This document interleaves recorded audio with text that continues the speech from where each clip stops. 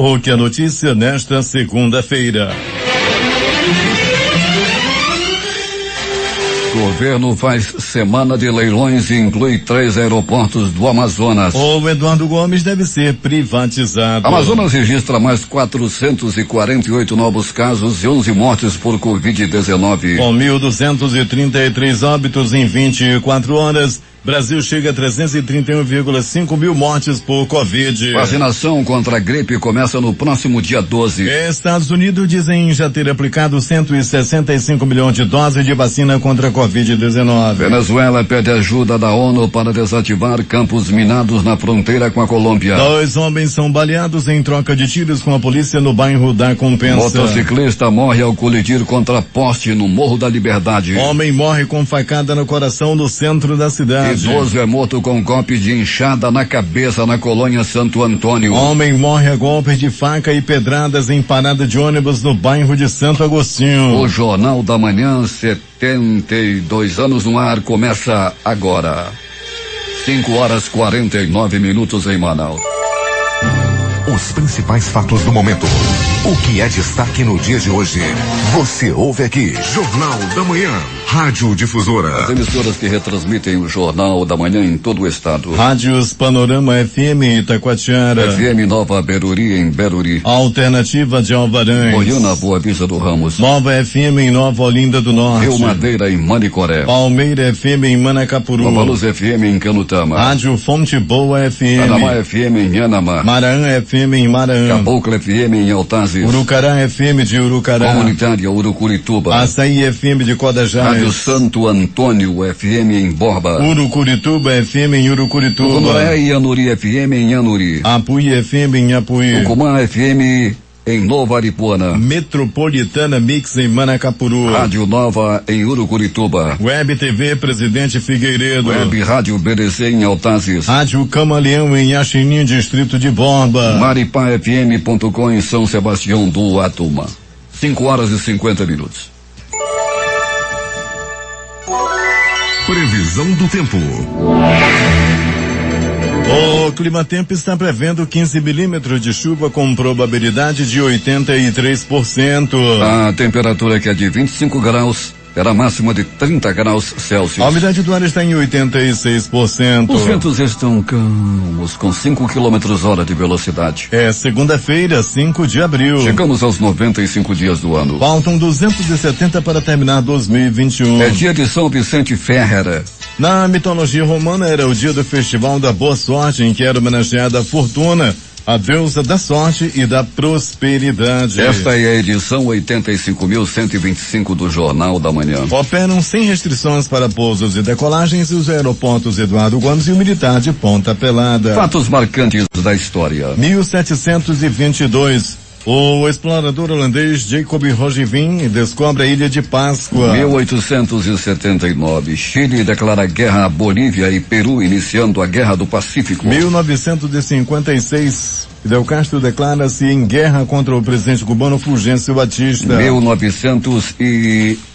2010, forte temporal no Rio de Janeiro provoca cerca de 210 mortes. 2013, Coreia do Norte recomenda a evacuação das missões diplomáticas em Pyongyang devido à crise na península, conforme a Convenção de Viena. Manaus, 5h52.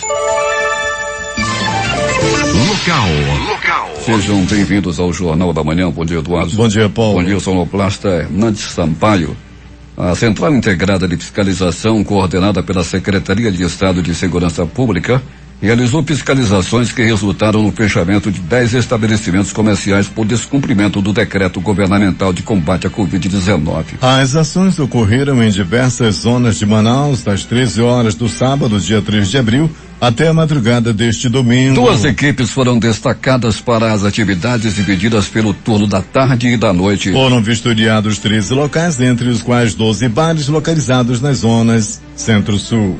Alberto Peregrini, muita aglomeração. Daqui a pouco vamos falar, inclusive, sobre os flutuantes também. Bom dia. Bom dia, Paulo Guerra, bom dia, Eduardo Silva, ouvintes do Jornal da Manhã. Pois é, Paulo, muito trabalho, mais uma vez, feito a Secretaria de Segurança com o pessoal aí que insiste em descumprir, né, Paulo, todo o protocolo contra a pandemia. Pois é, a abertura gradativa começa já nessa segunda-feira, naturalmente com algumas restrições, mas o pessoal já se antecipou, não é, Peregrini, no domingo e já foi pra festa. Já foi pra festa, Paulo, e tá aí, né, a Secretaria de Segurança mostrando aí toda essa questão aí do resultado das operações que são realizadas no final de semana. Muita gente presa, né, Paulo, mais uma vez, mais festas, já virou recorrente. Toda segunda-feira a gente tem o desprazer, né, de informar, de trazer informações em relação às operações da Secretaria de Segurança, quando muitos, né, vão aí para as festas e colocam a vida deles e dos outros em risco. Peregrini, o tempo é claro aqui no sítio histórico da cidade. Onde você está? Não, Paulo, pra cá, pra zona norte, zona leste da cidade, já começa a ficar nublado, né? Não tem ainda aquela claridade toda, Paulo, temos uma temperatura muito agradável, mas está um pouquinho nublado, sim, pra cá, por exemplo, para o estacionamento do pronto-socorro João Lúcio. Peregrini, e a situação dos alternativos, como é que está? Continua, Paulo, naquela mesma situação, Paulo. Eles não ficam sem receber, a categoria está numa situação muito difícil. Paulo está tentando, eu conversava com um dos líderes da categoria, que é o Varley, né, conhecido como Batata. Ele me dizia que estão fazendo de tudo para que eu não faça uma manifestação, para que não pare a cidade, mas a situação está muito difícil. Eles continuam sem receber aí, tendo 3 semanas acumuladas por parte do Sinetran, do consórcio do pessoal dos empresários do transporte rodoviário. Fala uma situação bem complicada, já são aí 3 semanas sem receber. Peregrini, quem está ouvindo você nesse instante é a Anne, a Caroline, a Andréia e a Adriana, que são filhas do casal Afonso Nascimento e Dona Jane Nascimento, por sinal está aniversariando hoje, recebendo as parabenizações aqui do Jornal da Manhã, ela que ouve todos os dias o nosso jornal. Ela que é a esposa do Afonso Nascimento, que é servidor do INSS durante muito tempo, Peregrini.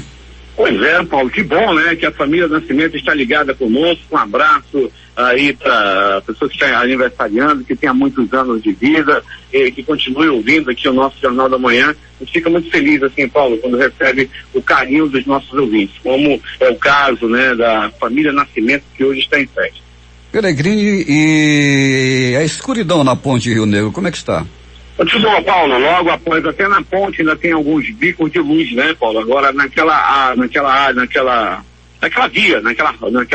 estrada que dá acesso entre a ponte e a M070, aí não, Paulo, aí realmente é uma escuridão total, apesar de ter lâmpadas, apesar de ter porte, não tem iluminação, Paulo, não tem a situação, não há nenhuma lâmpada liga, não quer dizer que uma está com defeito, outra ali também, não, toda a via sem iluminação, Paulo, um perigo para quem está dirigindo à noite. Buracos nesse trecho, Peregrini?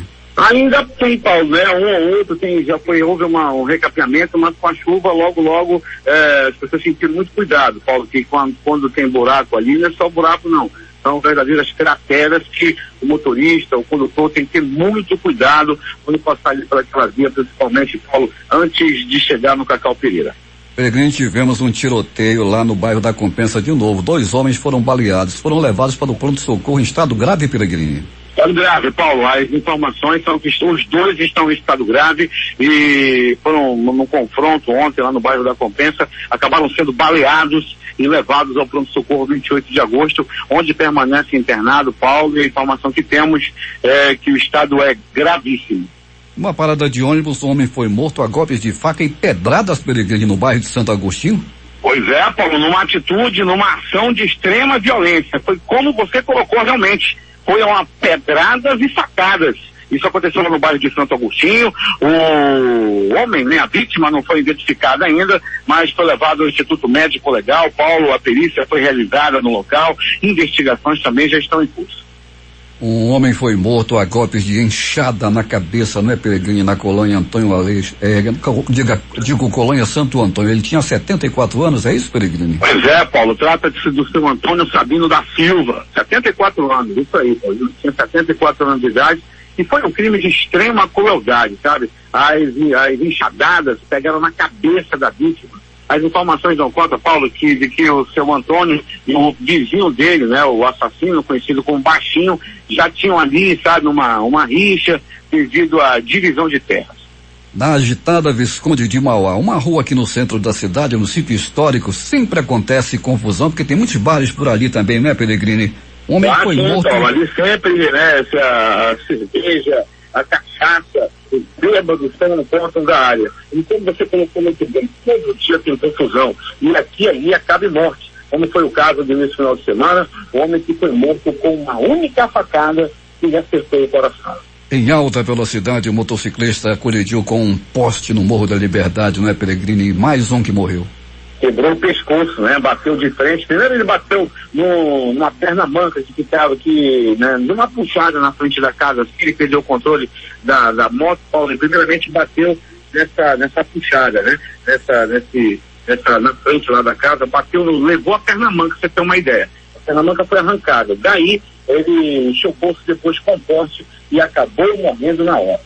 Pellegrini, você não se aborrece se eu disser que você vai voltar daqui a pouco, não é? Ah, não, Paulo. Daqui a pouco a gente vai voltar com essas e outras informações, dizendo que no final de semana também, né? No sábado, por pouco não acaba com uma grande tragédia, Paulo, quando um ônibus do alternativo, né? Das famosas lotações, dos amarelinhos, em alta velocidade, Paulo Guerra, ele foi fazer uma ultrapassagem em outro ônibus de lotação. O motorista acabou perdendo o controle do veículo e o carro tombou, deixando várias pessoas feridas e por pouco não causando uma tragédia. Isso aconteceu na Avenida Grande Circular 2, Paulo Guerra, e o detalhe, os pneus desse ônibus alternativo estavam completamente carecas, estavam sem condições nenhuma de rodar. A gente sempre aqui fala, defende a situação, que estão ali sem receber e tal, mas também, né, quando tem alguma coisa errada, a gente aqui, Paulo Guerra, está em compromisso com a verdade e com a notícia. E o ônibus estava com o pneu careca, em alta velocidade, o motorista já tinha causado outro acidente há meses atrás, já é um motorista famoso por cometer acidentes, e a cooperativa da onde ele ia lá colocou novamente ele para trabalhar depois de ter cometido outro acidente outrora. É uma lotação, né, um ônibus alternativo da faixa azul, lá da cooperativa do Cachorrão, que precisa tomar providências para que esse tipo de acidente não venha acontecer de novo, Paulo, e quem sabe causar uma grande tragédia. É uma atitude irresponsável desse profissional do volante, dirigindo em alta velocidade e colocando em risco a vida das pessoas. Até daqui a pouco, Pellegrini. Quando voltaremos, Paulo Guerra, com essas e outras informações. Quem retransmite o Jornal da Manhã, Rádio Circuito FM, Show dos Bairros, Alternativa da Assembleia de Deus e Rádio Alternativa Aldeia Tucuxi, em Altazes. Açaí no ponto da feira, em Codajás. Voz do Novo Tempo, uma nova história em São José do Amatari. Voz Seis Irmãos no ponto de São Raimundo. Voz Cabocla, Vila Rica de Cabiana. Beruri Josivan, em Beruri. Voz da Assembleia de Deus no Caldeirão. Rádio Voz de Canutama. Voz da Esperança em Acajatuba. Comunitária da Colônia Antônio Aleixo. Portal Inhamundá.web Rádio. Voz da Liberdade em Boa Vista do Ramo. Comunitária Nossa Senhora do Carmo na Vila do Jacaré. Cultura no repartimento do Tuiué. Voz Ariaú. Big Bom Iranduba e Comunitária Anhanguera na Foz do Canumã, distrito de Borba. 6h01 em Manaus, que tem 25 graus de temperatura. O Jornal da Manhã vai fazer o seu primeiro intervalo e volta em 4 minutos.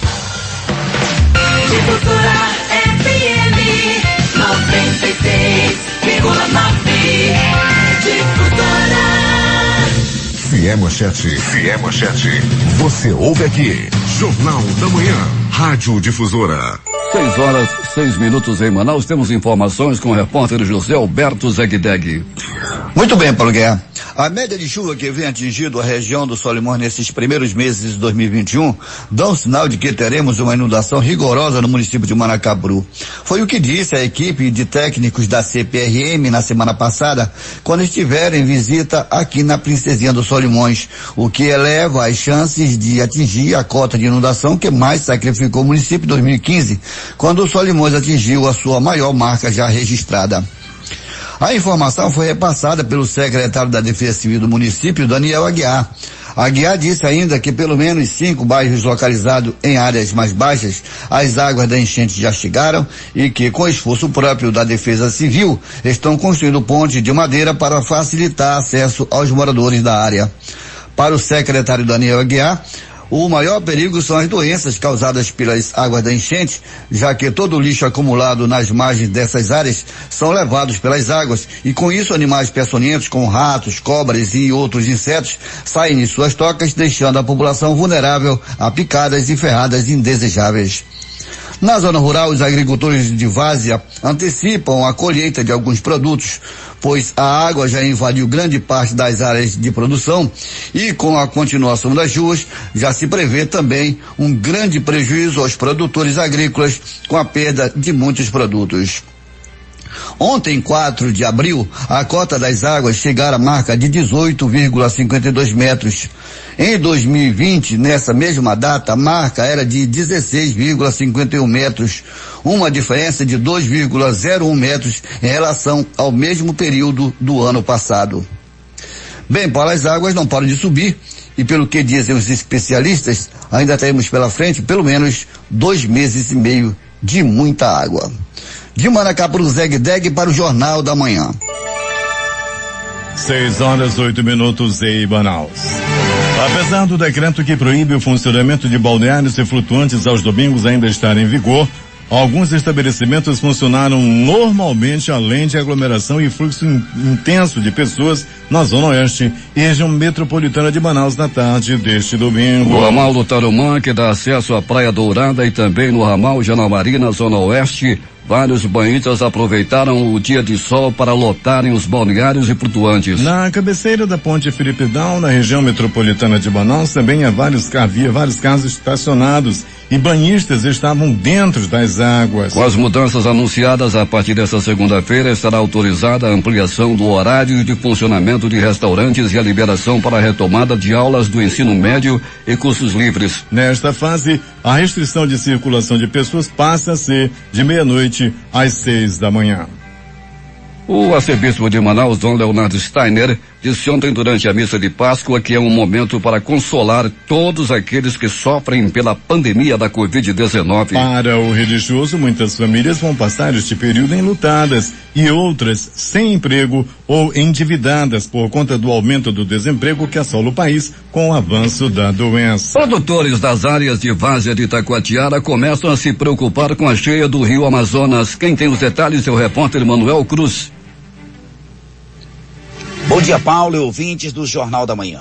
A cheia deste ano começa a preocupar os produtores rurais da região do município de Itacoatiara, principalmente as comunidades que ficam às margens do rio Amazonas, como Costa da Conceição e Boca do Padre, onde a produção de maracujá, graviola, goiaba, taperebá e banana é em grande escala.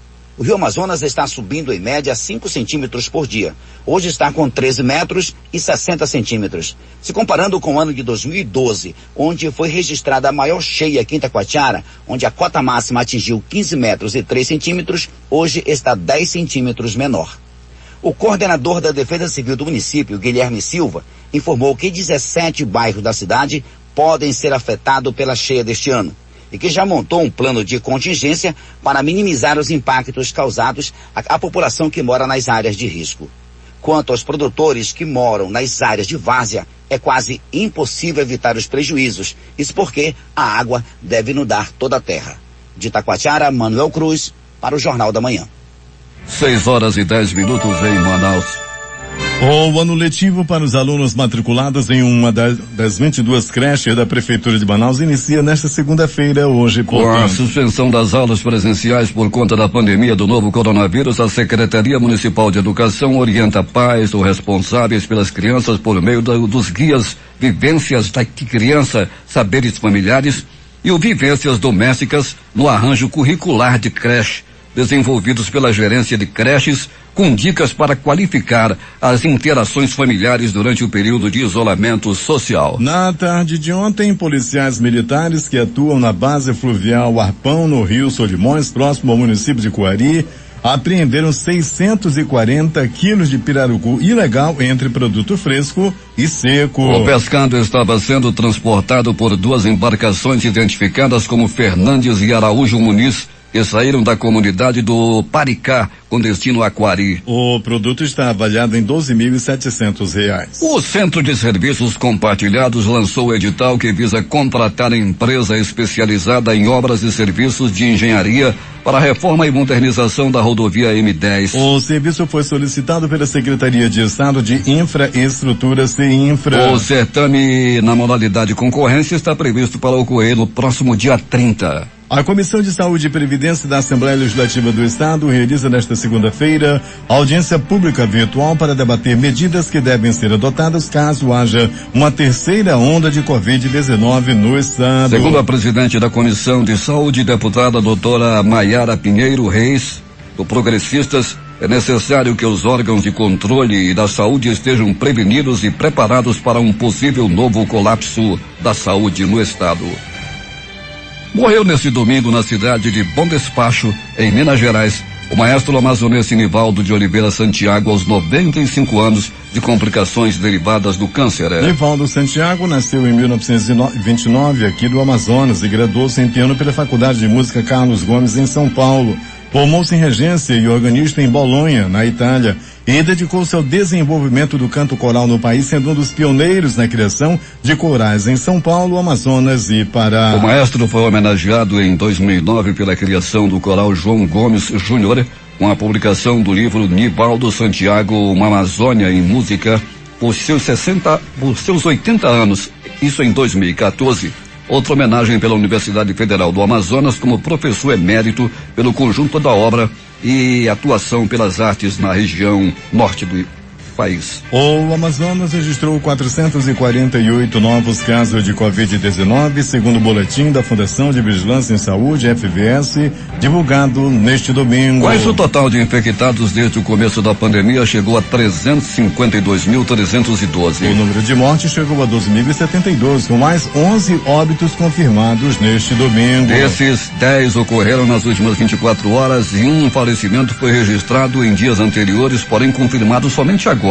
Entre os casos confirmados de Covid-19 do Amazonas, há 725 pacientes internados, sendo 393 em leitos clínicos, 74 na rede privada e 319 na rede pública. 322 em unidades de terapia intensiva, UTIs, 81 na rede privada e 241 na rede pública, e 10 em sala vermelha, na rede pública. Estrutura voltada à assistência temporária para estabilização de pacientes críticos ou graves, para posterior encaminhamento a outros pontos da rede de atenção à saúde. 6h14 em Manaus.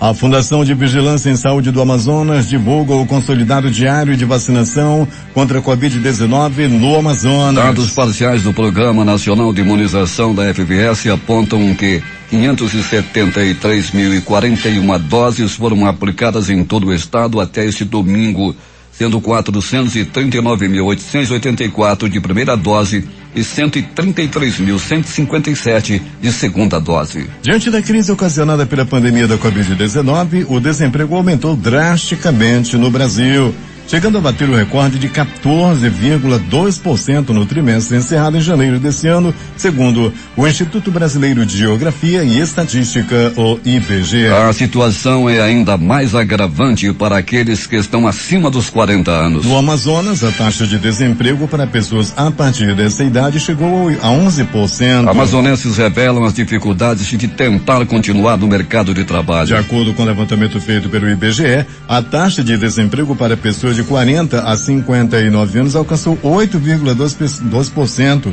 E para pessoas com 60 anos ou mais, chegou a 2,8% no primeiro trimestre de 2020.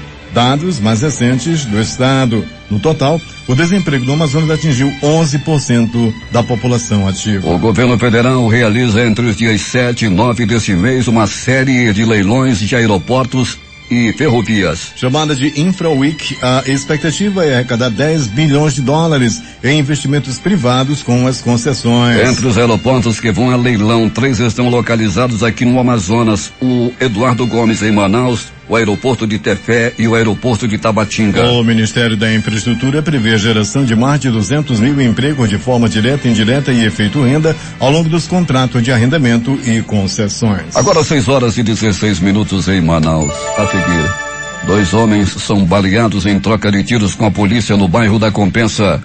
Motociclista morre ao colidir contra poste no Morro da Liberdade. Homem morre com facada no coração no centro da cidade.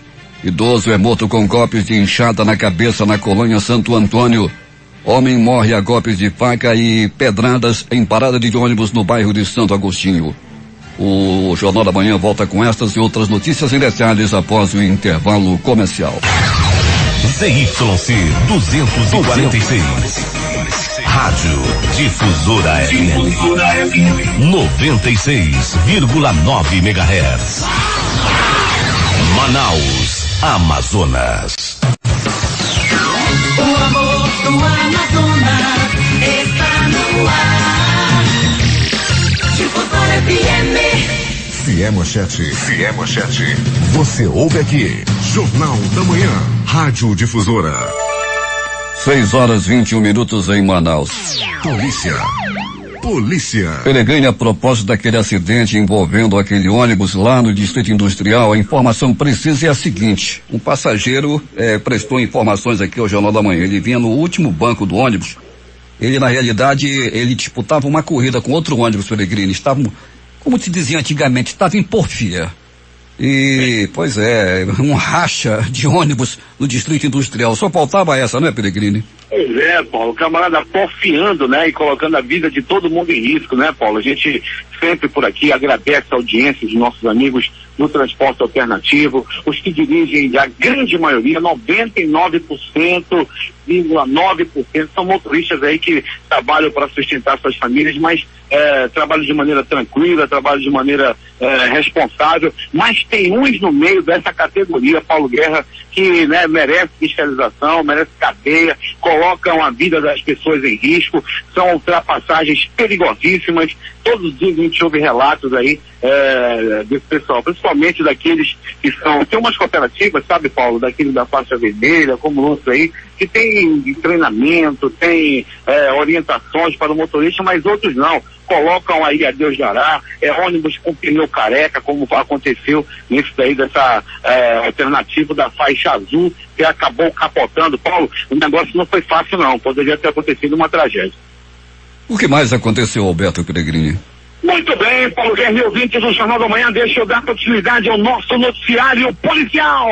Paulo Guerra e ouvintes do Jornal da Manhã, policiais da 9ª SICOM detiveram um bandido da mais alta periculosidade. Ele tem 43 anos de idade, ele foi preso, ele estava em cima de um cavalo do cão, de uma moto 125, estava cometendo assaltos. Daí, Paulo Guerra, lá no bairro de São José, a polícia notou, os policiais da 9ª SICOM fazendo patrulhamento, notaram aquela papagaiada lá dos bandidos que estavam fazendo assaltos e a polícia os prenderam, né? Os bandidos em flagrante. E o bandidão que estava na moto e o seu comparsa também foram presos e as armas apreendidas. A moto também foi apreendida. A moto velha, rapaz, preta, toda esculhambada, era a moto, era o cavalo do cão, pangaré velho, que estava aí em poder dos bandidos. Ainda de polícia, Paulo Guerra e ouvintes do Jornal da Manhã, policiais da 10ª SICOM detiveram na madrugada de sábado para domingo homem que estava roubando fios elétricos na Avenida Desembargador João Machado, lá no bairro do Alvorada. Os policiais, durante patrulhamento de rotina, se depararam com um bandido, se depararam com um ladrão pendurado em um poste de energia, cortando os fios de fibra ótica. Isso aconteceu, Paulo Guerra, lá no bairro do Alvorada. O material furtado foi apreendido e o bandido foi encaminhado para o 19º Distrito Industrial, onde foi flagranteado. Mais um grande trabalho aí dos policiais da 10ª SICOM, tirando bandidos de circulação, rapaz, mas como tem ladrão aí de fio, eles roubam tudo, rapaz, não pode ver negócio do pobre, nada, que acabam aí roubando e também acabam presos pelo grande trabalho da Polícia Militar. E mais, Paulo Guerra e ouvintes do Jornal da Manhã. Pronto socorro, João Lúcio. O gigante da zona leste da cidade. O gigante da zona leste de Manaus. O pronto socorro, João Lúcio, recebeu de sábado para domingo uma movimentação agitada por parte de pessoas que deram entrada, vítimas de agressão física. Muita gente brigando em bar, muita gente se desentendendo, e o resultado foi 4 pessoas que deram entrada vítimas de agressão física. A grande maioria a pauladas, outros a tijoladas e outros também a murros, chutes, socos, pontapés e alguns bocetes. Assim foi o plantão no pronto-socorro, João Lúcio. Um homem de 20 anos foi preso na rua Brusque, na comunidade Campo Dourado, no bairro Nova Cidade de Manaus. Paulo Guerra, ele roubou, ele traficou, ele estava com uma quantidade em droga e também com materiais roubados. A prisão ocorreu após a equipe da Sexta Sicom recebeu uma denúncia informando que esse vagabundo estava vendendo droga e estava também cometendo assalto. Já era acostumado ali naquela área. Ele estava de pochete. Pensa, não parecia um cara, sabe? Uma pochetezona amarrada na cintura dele. Nessa pochete tinha 22 trouxinhas de maconha, daquela do tipo estanque, que não queima o dedo do vagabundo, aquela sem talo. 24 trouxinhas de óxido, 6 pinos de cocaína e 68 trouxinhas de pasta base de cocaína. Ele foi preso com todo esse material e, foi levado ao 6º TIP, onde passou pelos procedimentos e agora está à disposição da Justiça. Grande trabalho dos policiais da Sexta Sicom. Pronto socorro, Platão Araújo.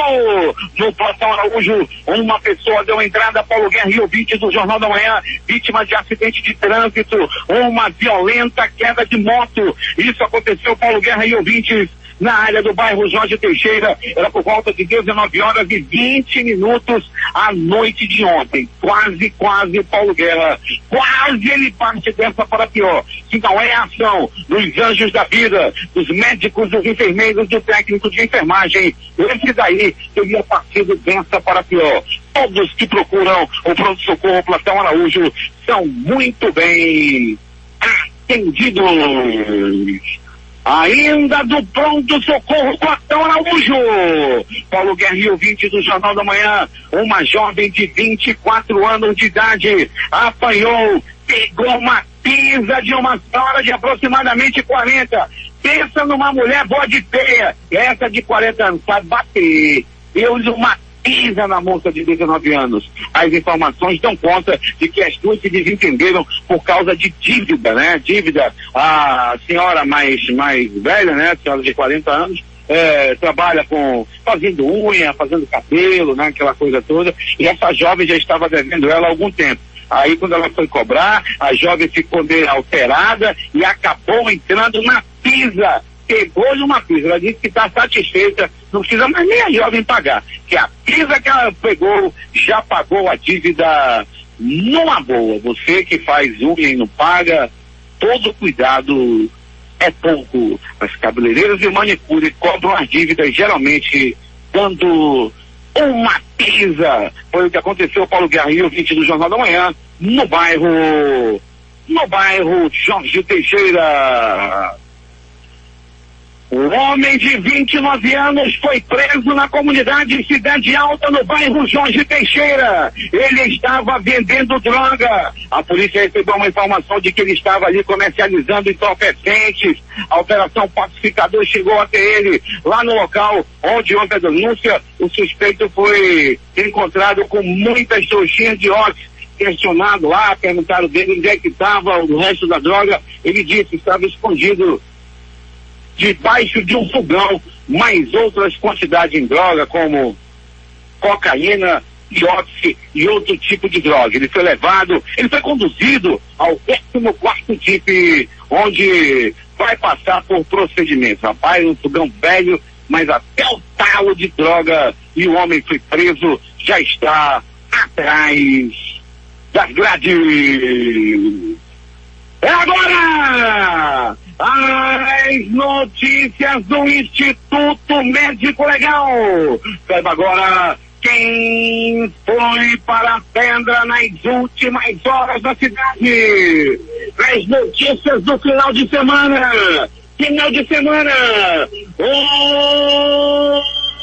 Onde um pássaro da morte.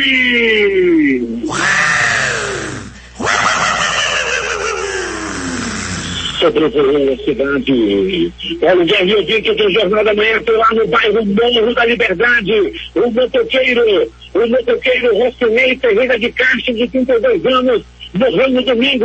Ele sofreu um violento acidente de trânsito. Segundo testemunhas que estavam lá no local, ele foi desviado de um carro na esquina, lá na rua Dona Mimi, quando ele perdeu o controle da máquina. Daí pelo Guerreiro 20 do Jornal da Manhã, ele bateu primeiro numa perna manca de uma casa, logo depois colidiu com um poste e morreu na hora. Repito, morreu na hora. Tudo aconteceu lá no bairro Morro da Liberdade. Os policiais da 2ª SICOM foram os primeiros a chegar no local. Logo depois chegou o Departamento de Perícia Técnica Científica. Delegacia também esteve lá no local com algumas equipes e também o pessoal da 2ª SICOM, que chegou rapidamente ao local do acidente.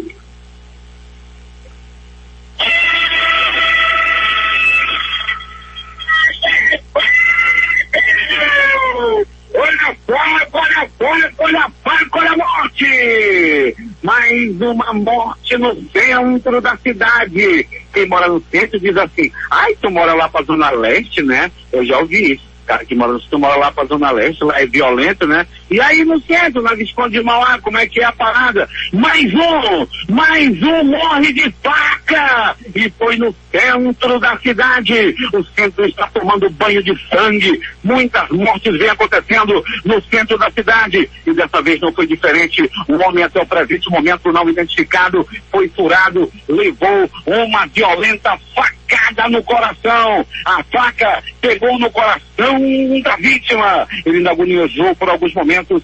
Segundo as testemunhas, ele ainda agonizou por alguns momentos. Porém, não resistiu aos ferimentos.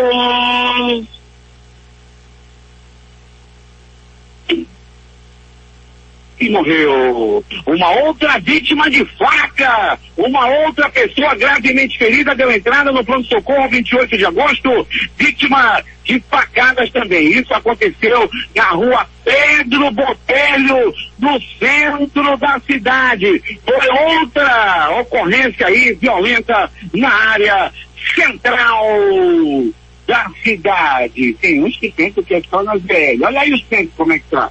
Todo mundo aí com medo de andar nas vias da área central, Pedro Botelho, ali essa Visconde de Mauá, a rua ali das estradas de facilidades também. O negócio não é fácil. É agora! As notícias do Instituto Médico Legal. Saiba agora quem foi para a pedra nas últimas horas da cidade. De novo. Maricão da Silva, de 25 anos, foi sequestrado, arrastado de dentro da própria casa, no bairro Jorge Teixeira. O corpo foi encontrado logo no outro dia, no bairro, aliás, lá no Ramal do Ipiranga. Ramal do Ipiranga, Paulo Guerra e ouvintes do Jornal da Manhã, fica nas proximidades do ramal do Brasileirinho. E o corpo desse jovem de apenas 25 anos, que foi arrancado de dentro de casa por bandidos, foi encontrado lá no ramal do Ipiranga.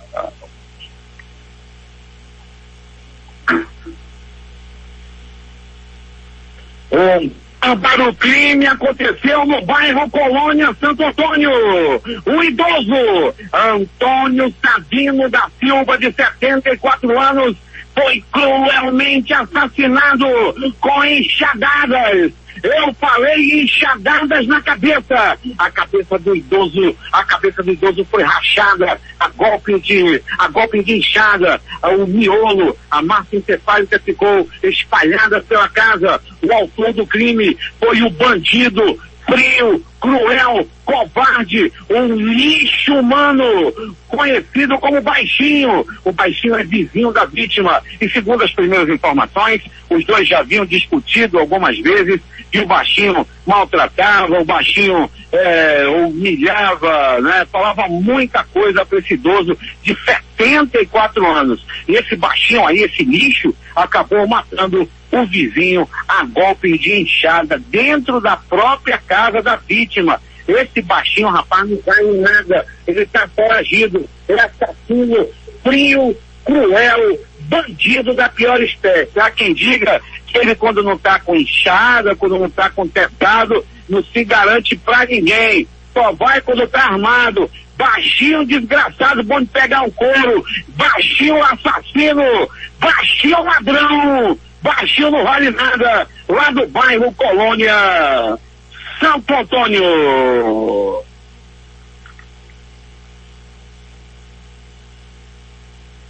No bairro de Santo Agostinho.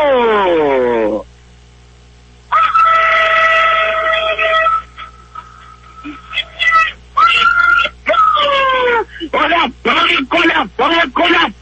morte! O homem também foi o segundo do final de semana que conheceu a morte na ponta de uma faca. Só que esse morreu numa parada de ônibus lá no bairro de Santo Agostinho. Além das facadas, além dos golpes, ele recebeu também pedradas pela cabeça. Foi um crime bárbaro. A cabeça dele ficou rachada. Era sangue espalhando pelo asfalto lá no bairro de Santo Agostinho na manhã de ontem.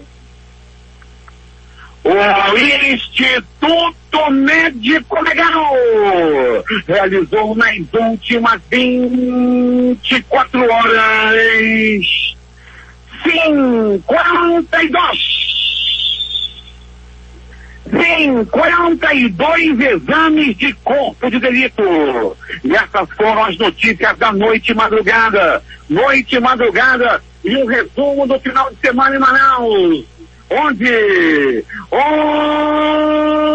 o pássaro da morte